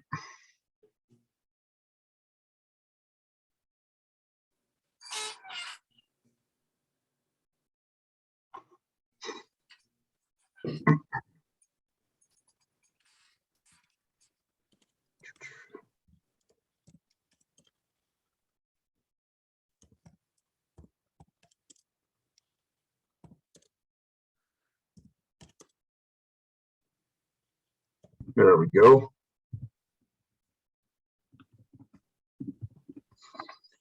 Okay, so for crime statistics, from April 19th, 2022 to May 19th, 2022, it's showing that we're showing 26 commercial burglaries, 17 residential burglaries, 31 vehicle burglaries, 53 motor vehicle thefts, 24 recovered stolen motor vehicles, 2 robberies, which are carjackings, 2 commercial robberies, and 2 what they refer to as residential robberies, which would be the kind of like a home invasion. So those were some of the property and some of the violent crimes that between those 2 months, or within that month. And I have some more statistics if you guys are looking for actual specifics on some of those. So I'm open up to any questions. Anything gone up? Any specific areas that are? That's what I ask every month. Yeah. The stolen motor vehicles have gone up. We just continue to see citywide a increase in those, but that's somewhat deceiving because a lot of the stolen motor vehicles that we may get behind or we take reports on, they will come in as a stolen motor vehicle and they're in fact embezzled. So it's it's a different type of crime, outright stealing something and then outright embezzling something. So in other words, I've entrusted you with my vehicle, Rowan, and you never brought it back to me. And I call it in as if you stole my vehicle, when in all actuality, it's an embezzled vehicle. But 24 of those we have recovered. So is your car nicer than a crappy little Fiat? I guess nice is relative, right? I have a big diesel truck that I can't drive because, you know, Yeah, $5 $6. a gallon. Yeah. So any specific areas more impacted than others in the Valley Command area? No, they're all staying pretty constant to what we've seen in the past. You know, we'll see a lot of our commercial burglaries actually that kind of occur a little bit further north, like north of Montano. As far as our stolen vehicles, we're seeing a lot of those occur downtown in some of the parking lots right there off of Central. And with some of our violent crimes, downtown is still a big issue. I actually had my crime analyst run the report so I can try and see how we're going to address that. And a lot of those are occurring on Friday, Saturday, and Sunday nights around bar closing, where you know, that part of town is covered with police officers around that time. And they just, here's the thing that's alarming and frustrating is, you know, the old, well, we'll just, you know, we'll increase presence and we'll do periodic watches and, you know, we'll make sure that we're down. I had one of my sons with, I had 3 police cars, all of which had their lights on. 2 of the cars actually were vacant, but these people didn't know that because those 2 officers were breaking up the fight at a bar just down the street. But one of the vehicles was occupied by a police officer, and you had a vehicle get out and just start shooting. Shot somebody. They don't care that officers are there. They're going to do it regardless of whether or not officers are there. So that's what's been kind of really alarming to us. Because like I said before, you know, 9 times out of 10, if you have 3 cop cars that have their lights going on in a parking lot, usually people are probably not going to want to shoot somebody. But with the type of kind of mentality that we're seeing down there, doesn't really seem to matter. So we need to think of better ways to start addressing that. And we're definitely kind of putting our heads together to try and address those things. It's very disturbing. It's very disturbing. Are there, And let me just, I'm going to allude to kind of what the chief had mentioned. He had mentioned something while he was speaking that he anticipates not only homicides going up, but officer involved shootings going up. And that situation right there, where you have an individual discharging a firearm at another individual right in front of an officer, the likelihood that that officer is going to discharge his firearm into the offender is very, very high. And we're seeing this citywide in every area command. We're getting shot at, and we're seeing people commit violent crimes right in front of officers. They have situational awareness. They see them, they see the officers, but whatever is going off in their head it's not stopping them from committing those crimes. ooh, back to car thefts. I'm sorry. Back to car thefts, she said Yeah. cheerfully. Have there been any catalytic converters? Oh, yeah. Yeah. Stolen? Yeah, but those aren't attributed to. So that's not going to show up in a motor vehicle theft statistic, right? Because they're not actually stealing the motor vehicle; they're stealing a part of the motor vehicle. So that's going to be more of a larceny type of call, which I can get those numbers for you, but those aren't part of the numbers that I read off to you. I realize it's not stealing a vehicle, Okay. but crippling a vehicle. Once Yeah. the catalytic conversion Right. stolen, you essentially don't have a vehicle. Mm-hmm. You can get it fixed, and it's as far as I understand, it's an obscene amount of money to get it fixed. Yeah, unless you know how to do it yourself, of course. So, and I'm assuming that you know how to install a Fiat catalytic converter, Rowan. I can't even lift the hood. Look, I'm looking at your hands right now. Look, your hands are greasy right now. I see oil on them. You know what you're doing. I have no idea how to do any of that. That's why I have people. That's why I have my entourage of people that do work for me. I heard you know how to mine the platinum to build a catalytic converter, Rowan. I don't have anything. I have nothing of any use to anybody. Rowan, is that not within your ballywick? Not within my bailiwick. Alright. My I'm gonna find bailiwick- a way. I'm gonna find a way to work that word in every time I talk to you, just so you know. Just because of that one time you put me on the spot. Did I bring up bailiwick? Yeah. Oh, I didn't realize I had. Are Yeah. you seeing any other, I mean, are people contacting you, emailing you with issues and concerns? I find myself giving out your email a few times. People contact me and they have an issue or a concern, so I give them your email, but then I guess Sure. they don't follow through. No, not really. I haven't gotten a lot of emails specific to that. A lot of the information that I get relative to, you know, issues and concerns of stuff is usually through 311. And those will be directed right at me. You know, they'll look at where it is in the city and then they'll route that to the appropriate area commander. So that's where I get a lot of the, you know, issues and concerns is through 311, where, I mean, it's great as long as I'm getting them and I can start addressing them. Whoever I get them from, whether it's 311 or directly from a person, as long as I can get them and I can start to address them. That's not to say that I don't get any. I do get some, but I haven't really noticed anything, you know, a dramatic change in people personally emailing me. I just mean that 311 is more of an on the spot thing. Something is happening then and there.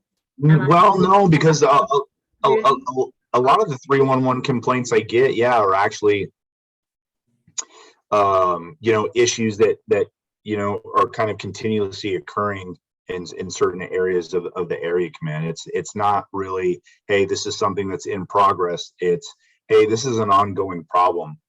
Can you help me out? That's the majority that I get.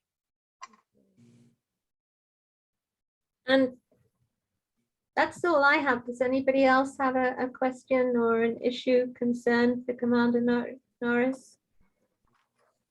I just had a question when DC Lowe was speaking about the civilian investigators, and that there's going to be a different process now for the level 1 use of force.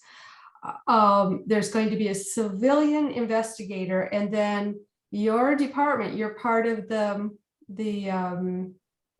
practice or the pilot project first group. Yes. Yeah. Will you be the supervisor, or will there be someone you supervise who's going to be involved in that? Because there's just going to be 2 people, if I understood her correctly.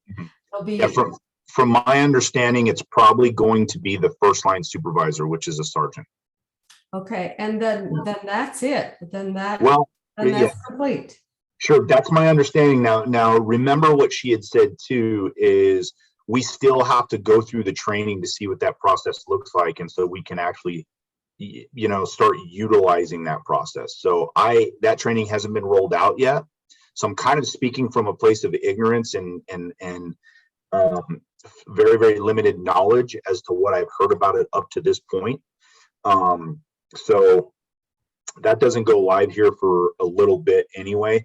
Once it starts, I'll you know, they'll educate me on how that process is going to work, because, you know, that'll help me. That'll help everybody. My sergeants, my lieutenants, myself. But I don't know quite exactly how the process is going to work because that training hasn't been rolled out yet. I was just hopeful that you weren't going to have to take that on. So it's somebody else. Okay.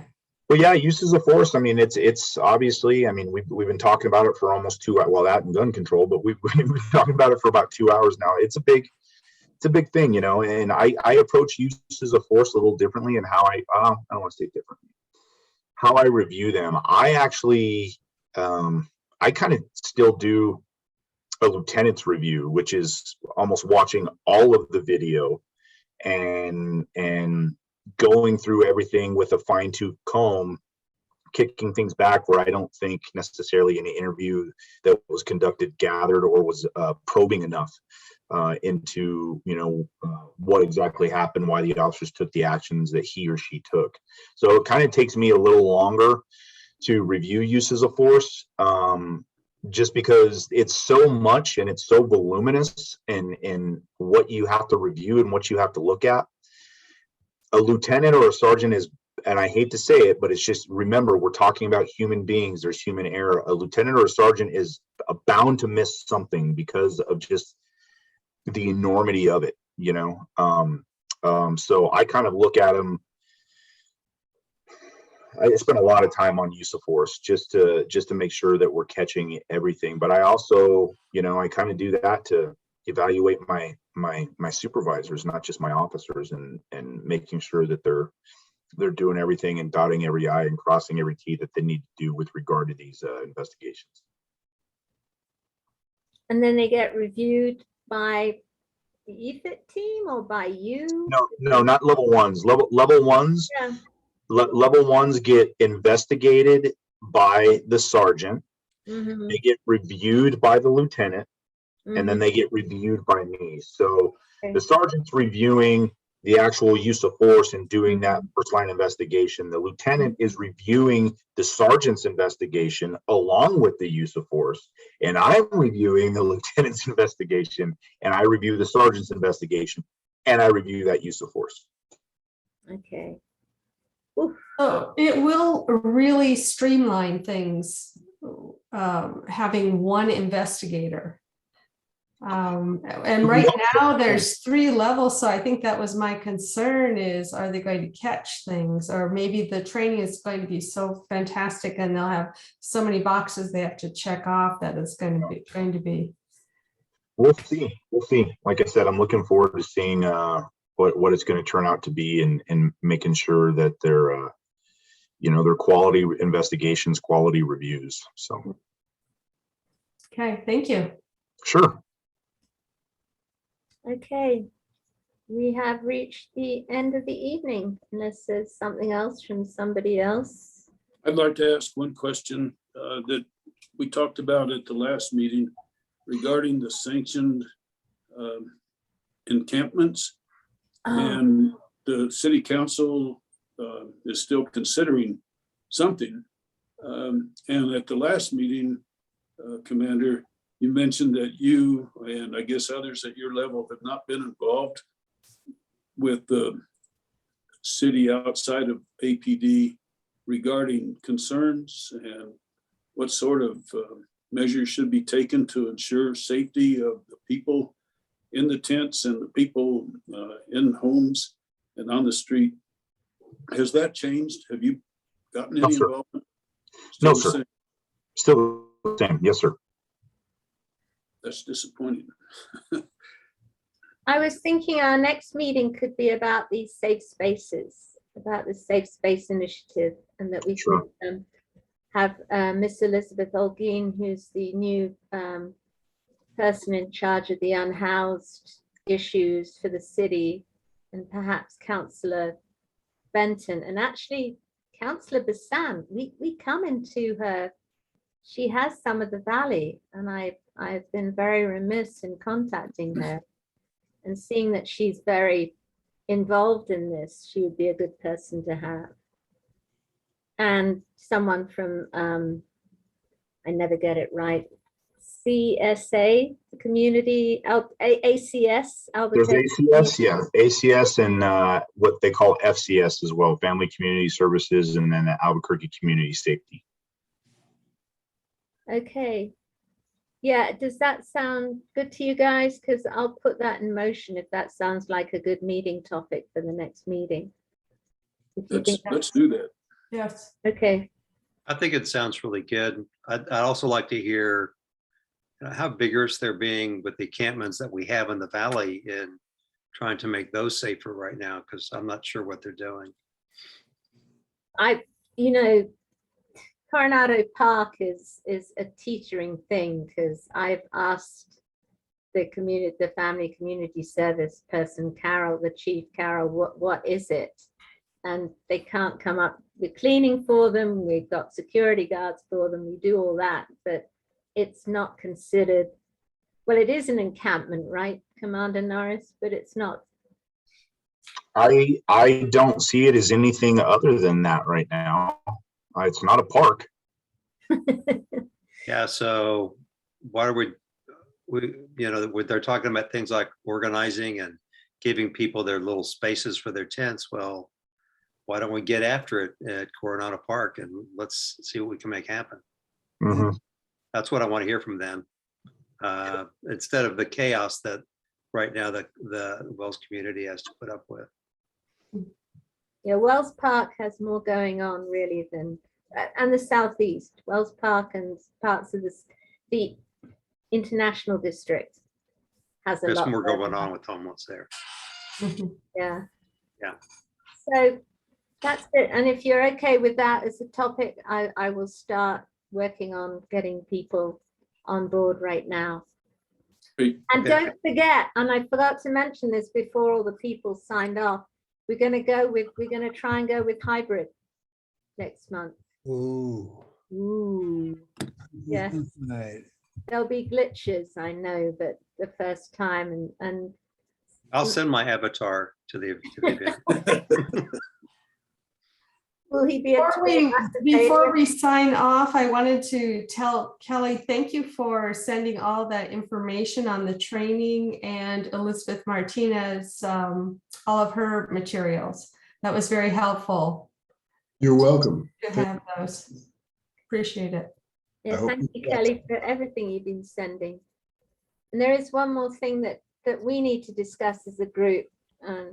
I think it will come up after the next meeting, the 3 questions for Chief Medina. I'll explain it in an email to you guys. Okay. So, and we'll see you in, you guys want to try and meet before June to kind of shape up this hybrid and for me to report on how things are going with getting people for the topic and also to coordinate some questions. We've been relying very heavily on Phil for the questions because he asks such great questions, and it's really nice to have those questions to coalesce around, to have them on our agenda. Not like Dick does. Oh, Dick asks the best questions of all. He just doesn't write them down. Right. We need to, we also need to meet on our recommendations. Yes, we do. We do. We need to start. I'll write rough drafts. and send I'm them. happy to meet up. The other thing I was thinking about was we need to come up with some plans of how we're gonna get more people on this committee. And Council, yes. and are we really in touch with our community in the Valley enough to meet people who we can maybe ask if they want to join, or are we we're too isolated and just dealing with these meetings? That's what I'm just wondering. I've asked Laura if we can go to neighborhood association meetings. Yeah. And and some of us are on our neighborhood associations. You're on a neighborhood association, aren't you, Tom? Yes, I am in the Matthew Dean- Meadow. Yeah, so And Laura's coming to our next meeting. She'll be at our next meeting to talk about Crime Watch or whatever we call it. She'll have an officer and she will be talking about Neighborhood Watch. Neighborhood watch. And Do I we have can a bring up, list? Do we have a list of our neighborhood associations in the Valley? Yeah. Yes, I actually, they're not all in the Valley, but I have a 3-page list here and I can, I think it works out to about 25, 26 neighborhood associations, something like that. But there's a lot more. But I email all the neighborhood associations that I have about our meetings. Mhm. I usually say at the end of our notifications how we need members. Okay. Um, Up the writing command- Yeah, okay, we're done. Kelly wants to eat dinner. so do I. Enough of So do us. I. He's sick of us. Well, maybe we could pick, each of us pick a neighborhood association Yeah, and show up at the meeting and make a real recruitment speech. Because it would be nice if we had at least one member from Mhm. each neighborhood. mm-hmm. Let's talk about how we're gonna reach out to them and more In our meeting. with more than just that too, Dick. And before we sign out, let me say, I think we've lost Matthew. Seems pretty obvious we've lost Oh, Matthew. yes, I ran into Matthew at Walgreens just this last week. He works the night shift. What did he say? Yeah, he said he was working too much and he was Okay. being at home and he had transportation problems and it was sad because he felt very guilty about it. And I tried to tell him, hey, that's all right. But yeah, but he seemed to be doing okay. Okay.